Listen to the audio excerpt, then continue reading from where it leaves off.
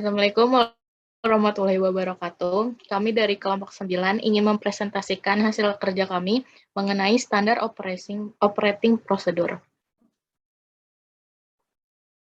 Topik pembahasannya itu mengenai pengertian SOP, pentingnya SOP, manfaat, cara, dan contoh SOP di perpustakaan. Menurut Apriliani, SOP merupakan pedoman kerja bagi setiap perusahaan atau organisasi dalam menjalankan kegiatan operasionalnya. Dalam SOP itu biasanya diatur ketentuan-ketentuan umum yang berlaku dalam suatu unit kerja yang akan mewujudkan efektif dan efisien.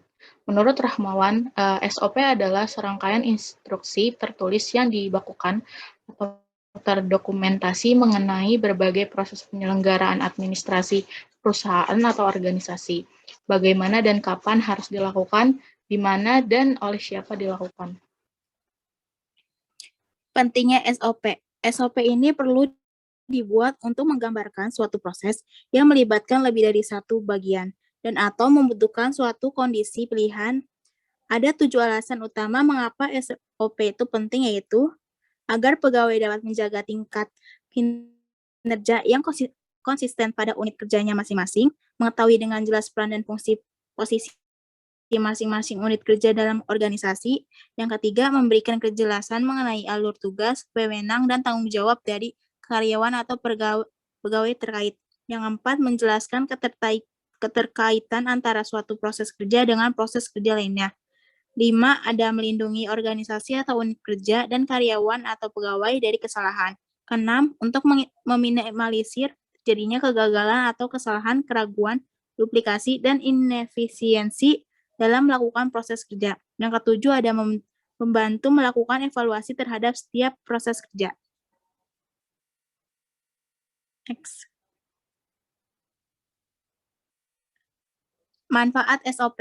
Menteri Pendayagunaan Aparatur Negara mengungkapkan manfaat SOP bagi organisasi melalui Permenpan nomor per garis 21 garis M PAN 2 2008, yaitu sebagai standarisasi cara yang dilakukan pegawai dalam menyelesaikan pekerjaan yang menjadi tugasnya. Yang kedua, menguraikan tingkat kesalahan dan kelalaian yang mungkin dilakukan oleh seorang pegawai dalam melakukan tugas. Yang ketiga, meningkatkan efisiensi dan efektivitas pelaksanaan tugas dan tanggung jawab individual pegawai dan organisasi secara keseluruhan. Selanjutnya, ada membantu pegawai menjadi lebih mandiri dan tidak tergantung pada intervensi manajemen, sehingga akan mengurangi keterlibatan pimpinan dalam pelaksanaan proses sehari-hari. Meningkatkan akuntabilitas pelaksanaan tugas, menciptakan ukuran standar kinerja yang akan memberikan pegawai cara konkret untuk memperbaiki kinerja serta membantu mengevaluasi usaha yang telah dilakukan.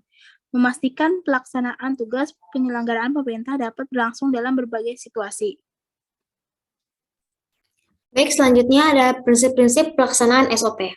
Yang pertama, konsisten. SOP harus dilaksanakan secara konsisten dari waktu ke waktu, oleh siapapun dan dalam kondisi apapun oleh seluruh jajaran organisasi pemerintahan.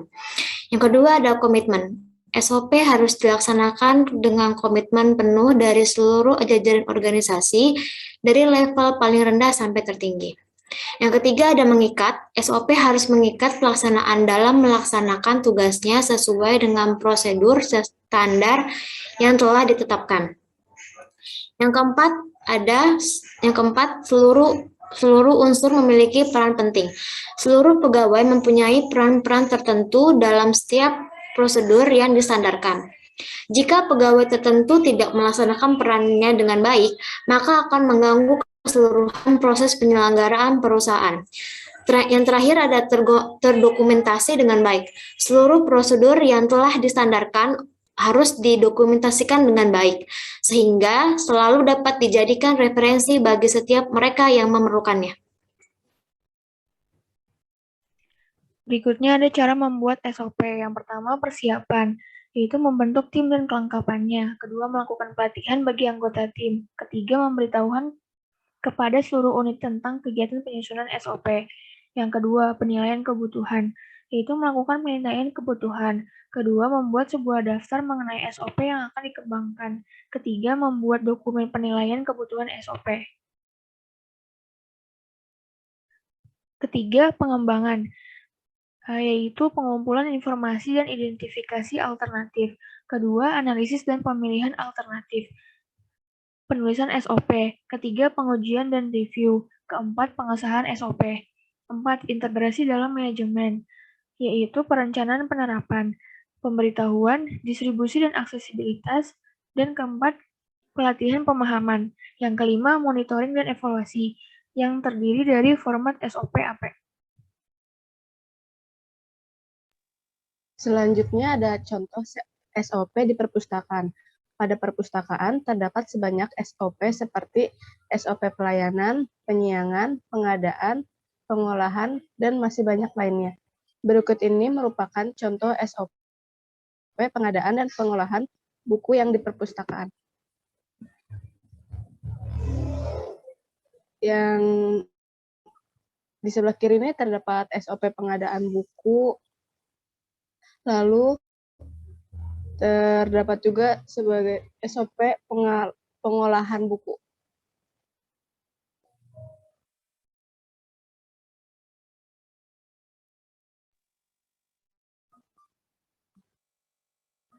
Sekian dari kelompok kami. Kurangnya lebih mohon maaf. Wassalamualaikum warahmatullahi wabarakatuh.